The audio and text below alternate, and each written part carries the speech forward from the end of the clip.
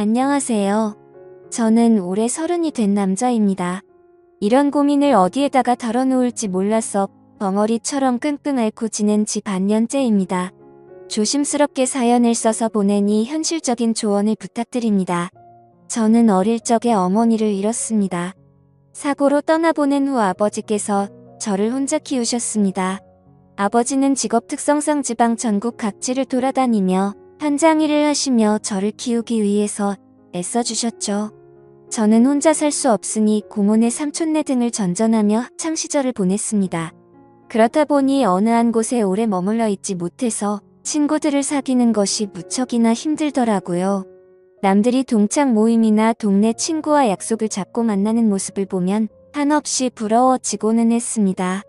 그런 제가 마음을 열고 친해지게 된 사람들이 있었어요. 그건 바로 동호회 사람들입니다. 저는 20살 때부터 동호회 활동을 했는데요. 다름 아닌 절약 동호회라는 모임입니다. 여타 동호회처럼 먹고 마시고 어울리는 곳이 아니라 살아가면서 절약을 하는 방법에 대해 논의하고 정보를 나누는 곳이었죠. 이렇게 현실적인 동호회 활동을 하게 된 이유는 바로 가정 환경 때문이었습니다. 아무리 아버지께서 타지에서 돈을 벌어 보내주신다 해도 그 돈이 넉넉할 수가 없었거든요. 게다가 언제까지고 아버지 신세를 지면서 살 수는 없었기 때문이죠. 그래서 대학 진학도 그런 이유로 포기를 하게 되었습니다. 솔직히 저는 공부하는 것이 무척 즐거운 사람이거든요. 무언가를 배운다는 것은 언제나 흥미롭고 제게는 행복한 일이었습니다. 그래도 그 모든 것을 누릴 수 있는 여건이 갖춰진 사람이나 배움을 계속 이어가는 것이지 저 같은 사람에게는 꿈같은 신기루였습니다. 20살이 되자마자 저는 별의별 일을 다 했던 것 같네요. 물론 고등학교 때부터 아르바이트는 시작했습니다.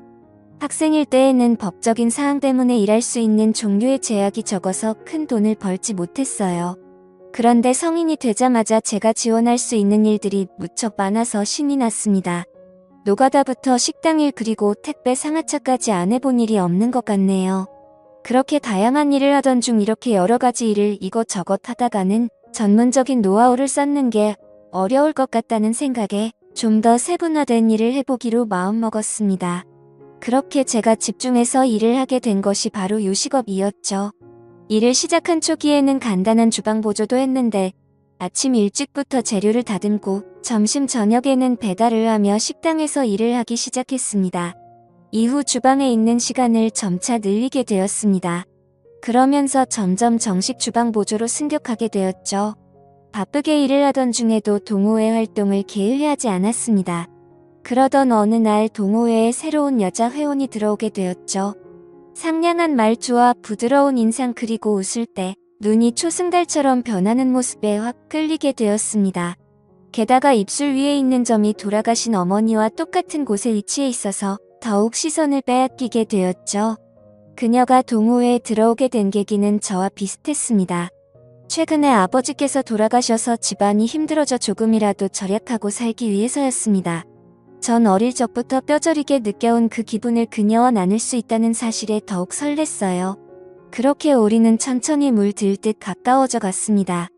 남들은 주말에 영화관 데이트를 하거나 동물원에 가는 등 돈을 쓰는 데이트를 하면서 연애를 한다고 하지만 우리는 색달랐습니다.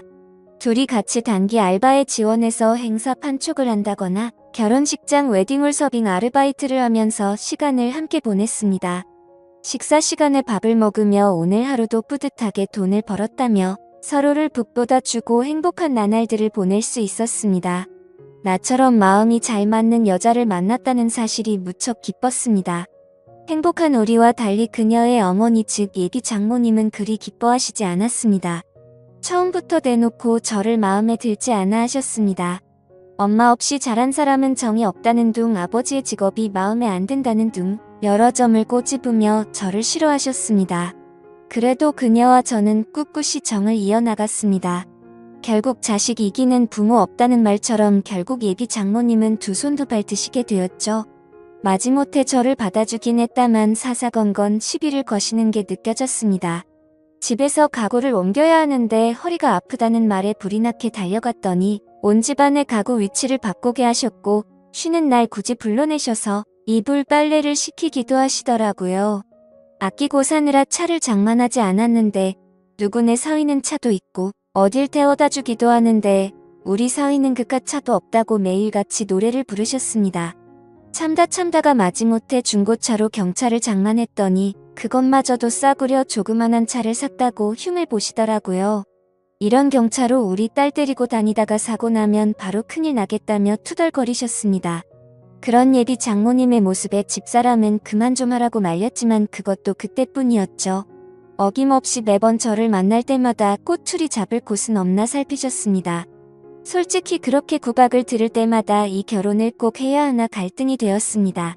그래도 한없이 사랑스러운 여자친구를 놓치고 싶지 않았습니다. 게다가 우리는 이미 동거를 하고 있었기에 사실혼이나 마찬가지였어요. 저는 제가 일하는 식당 앞에 투룸을 얻고 있었습니다. 여자친구는 다른 지역에서 자취를 하고 있었는데 일하는 회사가 저희 집에서 그리 멀지 않았거든요. 그래서 우리는 이렇게 양쪽 집값을 낼 바에는 하나로 합치자고 생각이 들었고 합치는 게 낫지 않을까 많은 대화를 나누었습니다. 그때 당시에는 우리나라 정서에 맞지 않게 동거로 시작하는 게 좀 잘못된 게 아닐까 하는 생각도 들었지만 저희가 만나게 된 계기가 절약하는 동호회인 만큼 돈에 대해서는 민감했기에 합치기로 결심했어요. 막상 같이 살게 되면 다툰다고 하지만 우리는 그 모든 게 행복했습니다. 생각보다 싸울 일도 거의 없었어요. 서로 배려하며 맞추고 지냈고 생활 습관도 잘 맞았습니다. 요리와 청소 등 집안일 배분도 알맞게 되어서 아무런 문제 없이 행복한 시간을 이어갈 수 있었죠. 문제는 우리 둘 사이가 아니었습니다. 바로 예비 장모님이었어요. 얼마 지나지 않아 동거를 한다는 사실을 들키게 되었고 난리가 났습니다. 애미 없이 자란 애랑 만나더니 우리 딸이 반란 까지게 되었다며 원색적으로 저를 비난하셨습니다. 대체 제 어머니가 일찍 돌아가신 것과 무슨 상관이 있다고 그렇게 말씀하시는 것인지 너무나 서운하고 속상했지만 동거 자체가 그리 좋은 건 아니기에 크게 대꾸를 하지 않았습니다. 그렇게 동거 사실을 들키고 난 뒤 결혼에 대한 이야기가 급속도로 진전이 되었네요. 이렇게 살 바에는 차라리 결혼을 하라고 하셨습니다. 의외로 결혼에 대해서는 관대하신 모습을 보고 깜짝 놀랐었죠. 마음 한켠으로는 다행이라고 생각했어요. 그래서 아버지께 말씀드린 후 상견례를 하기로 했습니다. 약속된 상견례 날 저희 아버지는 갖고 계신 단 한 벌의 양복을 꺼내 입고 오셨어요. 비록 많이 낡고 유행에 뒤처지는 옷이었지만 깔끔해서 괜찮다고 생각했습니다. 그런데 그 모습도 예비 장모님은 마음에 들지 않으셨나 봐요. 서로 사돈댁이 처음 인사하는 자리에 후줄근한 옷을 입고 왔다고 제 바로 앞에서 흉을 보셨습니다. 그래도 우여곡절 끝에 상견례를 마치고 결혼식 날짜를 정하게 되었죠. 저희는 지금 월세방 계약이 끝나는 12월에 결혼식을 올리고 싶었습니다. 그러나 예비 장모님께서는 사주팔자를 보러 다녀왔는데 둘이 합치는 날을 10월로 해야 앞으로 돈이 많이 벌리고 손주도 빨리 볼 수 있다며 꼭 그 달에 해야 한다고 하시더군요. 저는 그런 것을 믿지 않았지만 여자친구는 자기의 엄마 성격에 절대 굽히지 않을 거고 10월로 밀어붙일 게 뻔하니 그냥 그렇게 하자고 하더라고요. 한숨이 절로 나왔지만 어쩔 수 없었습니다. 그래서 집주인에게 10월에 방을 뺀다고 말했죠. 그러자 계약보다 2달이나 먼저 빼는 건 안 된다고 예정대로 12월까지 월세를 내야 된다고 하더라고요. 한두 푼도 아니고 2달치 월세가 그냥 꽁으로 나갈 생각을 하자 속이 쓰렸습니다. 제 마음 같아선 그 집에서도 달을 더 살고 나가고 싶었지만 장모님은 그것도 허락하지 않았어요. 결혼하게 된다면 장모님 댁 근처에서 거주해야 한다고 본인이 받은 아파트로 전세를 계약하라고 말씀하셨습니다. 신혼부부 대출을 이용해서 전세하면 그리 무리 없을 거라며 막무가내였어요. 그 어떤 것도 제 스스로 결정할 수 있는 게 아무것도 없으니 점점 화가 나더군요. 그래도 끝까지 꾹 눌러서 참았습니다. 마음에 안 드는 사위를 드리는 장모님의 마음도 이해하자 싶었거든요. 아버지도 그냥 그쪽 집에 따르라고 하시더군요. 솔직히 양쪽 다 한부모 가정인데 왜 이렇게 우리 집만 눈치를 봐야 하는 건지 모르겠다는 생각도 들었습니다. 단순히 저희 어머니께서 돌아가신 지가 더 오래되었다는 이유로 그런 건지 답답해 미칠 것 같았습니다. 어쨌든 10월에 결혼식을 올리기 위해 예식장을 알아보기 시작했습니다. 식장은 저희가 마음에 드는 곳으로 하라고 하셔서 이리저리 알아본 결과 일정이 빠듯해서 몇 군데 없더라고요. 그중 식사가 제일 맛있게 나오는 웨딩홀로 예약을 했습니다. 그렇게 결혼 당일 많은 분들이 오셔서 축하해 주셨어요. 아버지도 드디어 제가 장가를 가게 되자 모든 짐을 내려놓을 수 있게 되었다는 표정으로 행복해 하셨습니다. 그런 아버지의 표정을 보니 저도 모르게 눈물이 찔끔 나왔었죠. 한평생 저를 키우기 위해서 고생하신 아버지의 투박한 손이 보였습니다. 그렇게 나름 감동적인 식을 마친 후 인사를 드리러 다니는데 장모님의 표정이 별로 좋지 않더군요. 무슨 일이 있었나 집사람이 여쭤보니 친척 중 한 명이 교통 불편한 곳에 식장을 잡았다고 흉을 봤다고 하더군요. 내 의견을 묻지도 않고 너네 멋대로 식장을 잡아서 내가 욕을 먹게 됐잖니. 망신도 이런 개망신이 따로 없어. 즐거워야 할 잔칫날 아주 제대로 기분을 잡쳐버렸다. 이래서 내가 애미 없는 놈을 사위로 들이기 싫었던 거야. 경험가 없어. 가정교육을 못 받아서 그래. 대체 이게 식장 하나로 들을 욕인지 저는 지금도 이해가 가지 않습니다. 게다가 저희 보고 알아서 잡으라고 말씀하셔놓고 이제 와서 의견을 묻지 않았다고 화를 내시는데 돌아버릴 지경이었죠. 제 표정이 심상치 않자 집사람은 저를 달래기 바빴습니다. 우리 엄마 입이 워낙 좀 거칠어서 자기가 좀 이해해줘. 저래도 심성이 나쁘거나 자기 미워하는 건 아니야. 다 우리 걱정돼서 하시는 말씀이야. 전 정말 오롯이 아내 하나를 보고 하는 결혼인데 시작부터 너무 힘들었습니다. 내가 잘해드리면 점점 나아지겠지라고 스스로를 세뇌하고 다짐했습니다. 그렇게 악몽 같은 신혼생활이 시작되었죠. 장모님의 성화에 모시겨 계약한 아파트는 생각보다 마음에 들었습니다. 지어진 지 조금 오래된 곳이었지만 방이 무려 3개나 되어서 행복했습니다. 제일 큰 방은 안방, 작은 방 하나는 서재처럼 쓰고 또 하나는 미래의 아기방으로 쓰면 되겠지 싶었습니다. 그렇게 행복한 꿈에 젖어서 인테리어를 하나하나 꾸며 나가던 중 황당한 일이 벌어졌습니다. 퇴근하고 오니 난감해하는 집사람 옆에 장모님이 앉아 계시는 것입니다. 장모님 어쩐 일이세요? 연락도 없이. 아무 생각 없이 건넨 말에 장모님은 팍 쏘아 붙이며 화를 내셨어요. 내가 내 딸 집에 오는 건데 굳이 연락을 하고 와야 되니? 제가 낸 돈으로 장만한 집인데 딸 집이라고 하시니 조금 무안했지만 우리 부부의 집이니 그 말도 아예 틀린 건 아니라 가만히 있었습니다. 그런데 제 눈에 띈 다른 점이 있었습니다. 아기방으로 꾸미려고 텅 비워놓은 3번째 방에 이불, 보따리와 캐리어 3개가 들어가 있는 겁니다. 대체 이게 뭐냐고 황당해하며 물으니 믿을 수 없는 대답이 돌아왔습니다. 오늘부터 내 방으로 쓸 거야. 내가 순간 잘못 들었나 싶어서 아내를 쳐다보니 집사람은 아무 말도 하지 못하고 땅만 바라보고 있더군요. 너네 곧 애 낳을 건데 대체 누가 돌볼 거야? 내 딸 고생하는 모습 보니 차라리 내가 도와주려고 하네. 그래서 미리 들어와 있는 건데 자넨 그게 싫은가? 내가 싫은 건가? 아니면 내가 우리 딸 돌봐주는 게 싫은 건가? 둘 중 어느 것이라고 해도 자네가 너무 이기적인 건 아닌가? 애 낳고 몸 고생하는 내 딸에게 자네가 뭘 해줄 수 있다고 그렇게 유세야? 대체 무슨 논리인지 이해도 가지 않았지만 장모님의 우김을 아무도 말릴 수 없었습니다. 벌써 장모님 댁은 부동산에 내놓았다는 말에 입이 떡 벌어졌지만 그렇다고 밖으로 내쫓을 수도 없어서 반강제적으로 셋이 함께 살게 되었습니다. 그렇게 지옥 같은 날들이 시작되었던 거죠. 아침 일찍 일어나지 않으면 그렇게 게을러서 우리 딸을 어떻게 먹여 살릴 거냐고 구박하셨고 샤워하는 동안 물을 세게 틀어놨다고 땅 파서 돈이 나오냐고 낭비가 심하다고 화를 내셨습니다. 장모님은 그냥 내가 숨을 쉬는 것 자체도 불만이지 않으실까? 이야기를 하니 집사람은 웃으며 그건 말도 안 된다고 하더군요. 나는 속이 썩어 들어가는데 집사람은 그냥 엄마가 까칠하다고만 넘겨버리니 저만 이상한 놈 되는 것 같았습니다. 그런데 문제는 그뿐만이 아니었어요. 장모님이 자꾸 우리를 엿보는 것 같았습니다. 정확히 말하자면 우리가 아닌 저를 말입니다. 처음엔 자의식 과잉인가 싶었지만 날이 갈수록 점점 뚜렷해지고 심해지는 모습에 식은땀이 절로 흘러나오더군요. 집사람에게 은근슬쩍 이야기를 해봤지만 말도 안 되는 헛소리 하지 말라고 마구 웃더군요. 전 진지하게 정말 장모님이 날 자꾸 엿보신다고 하니 자기 엄마를 이상한 사람으로 만든다고 오히려 저에게 화를 내기 시작했습니다. 그렇게 우리 엄마랑 사는 게 싫으면 차라리 나가시라고 하면 되지. 왜 그런 식으로 거짓말을 하냐고 하는데 정말 미치고 팔짝 뛰겠더라고요. 처음엔 별일이 아니었습니다. 퇴근 후 옷을 갈아입으려는데 갑자기 안방문이 벌컥 열렸어요.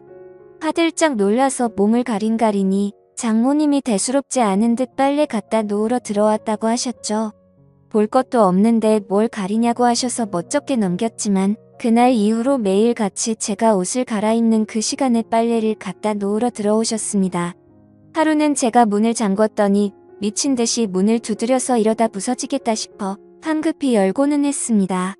이뿐만이 아니에요. 휴일에는 피곤해서 조금 늦잠을 자고 싶어서 잠을 자고 있으면 저를 깨운다는 명목으로 이불을 걷어 젖혀버립니다. 전 아직까지 혈기왕성한 시기라서 아침이면 신체적인 반응이 일어나 있는데 그 모습을 빤히 쳐다보고 계시는 겁니다. 너무 당황해서 서둘러 가렸더니 딸만 키워서 처음 보는 광경이라서 눈을 실수했다고 하시는데 저는 할 말이 없더군요. 또한 소파에서 낮잠을 자고 있는데 뭔가 기분이 이상해서 일어나 보니 장모님 손이 제 몸에 손을 대고 있는 겁니다. 깜짝 놀라서 뭐 하시는 거냐고 물어보니 제가 잠을 자면서 막 헛소리를 하고 식은땀을 흘리길래 열이 있나 어디 아픈 건가 싶어서 열을 재려고 했다고 하시더군요. 보통 열을 재는 것은 이마에 손을 대지 않습니까? 그런데 제 복부에 손을 대고 있었으니 이건 정말 이상하다고 느낄 수밖에 없었습니다. 그러던 중 제가 정말 정색을 하고 화를 낸 적이 있습니다. 화장실도 제가 씻을 때 가끔 불쑥문을 여시길래 항상 습관적으로 잠궈놓고 씻기 시작했습니다. 그러던 어느 날 퇴근 후 씻으려고 화장실에 들어갔는데 문 손잡이에 잠금 버튼이 없는 겁니다. 황당해서 이리저리 둘러봐도 없길래 물어봤더니 집사람 말로는 장모님이 공구로 뽑았답니다. 대체 이걸 왜 뽑았냐고 어이가 없어서 여쭤보니 요즘 TV를 보다가 안 좋은 이야기를 들었답니다. 연예인들이 가끔 우울증이 오면 그렇게들 화장실에서 안 좋은 선택을 한다며 잠겨있으면 구조하기 힘들어서 골든타임을 놓친다고 그걸 방지하기 위해서 화장실은 잠금 장치가 있으면 안 된다고 하더군요. 그 말에 어이가 없어서 황당한 표정을 하고 있는데 집사람은 오히려 장모님의 말을 신뢰하는 모습이었죠. 아내는 뚝소리 나는 여자인 줄 알았는데 자기 엄마의 말이라면 저렇게 맹목적으로 믿고 있다니 참 아이러니했습니다. 더 이상 이 집에서는 마음 놓고 편히 씻지도 못하겠다는 생각에 사로잡혔습니다. 이 이야기를 사연에서 처음 털어놓는 건 아닙니다. 직장 동료에게 제 이야기가 아닌 마치 다른 사람 이야기처럼 조심스럽게 물어봤더니 그런 장모가 어디 있냐고 지어내지 말라고 웃더군요. 아무도 믿어주지 않을 것 같아서 저도 어쩔 도리가 없었습니다. 점점 집에 들어가기 싫어지고 밖에서 시간을 보내는 날이 늘어났습니다. 한 번도 그런 적 없는데 제가 방황을 하자 집사람은 오히려 제가 밖에서 여자를 만나고 있는 것이 아닌지 의심을 하더군요. 겨우 아니라고 설득을 했지만 이대로는 못 살 것 같다고 느꼈습니다. 그러다 드디어 대망의 사건이 일어나게 되었죠.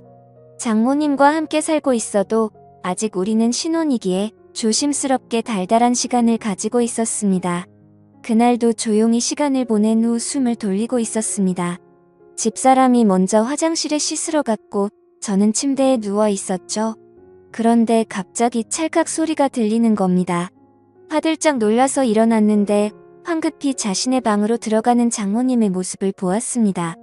저는 그 광경에 이성을 잃고 장모님의 방으로 정신 나간 사람처럼 쫓아갔습니다. 제 그런 반응을 예상하지 못했는지 장모님은 당황해서 소리를 지르시더군요. 저는 아랑곳하지 않고 장모님의 휴대폰을 뺏었습니다. 소란스러운 소리에 집사람은 샤워를 하다가 뛰쳐나왔고 장모님과 대치하고 있는 저를 보고 화를 내기 시작했습니다. 자기 엄마 앞에서 뭐 하는 짓이냐 말이죠. 저는 집사람에게 모든 사실을 이야기했습니다.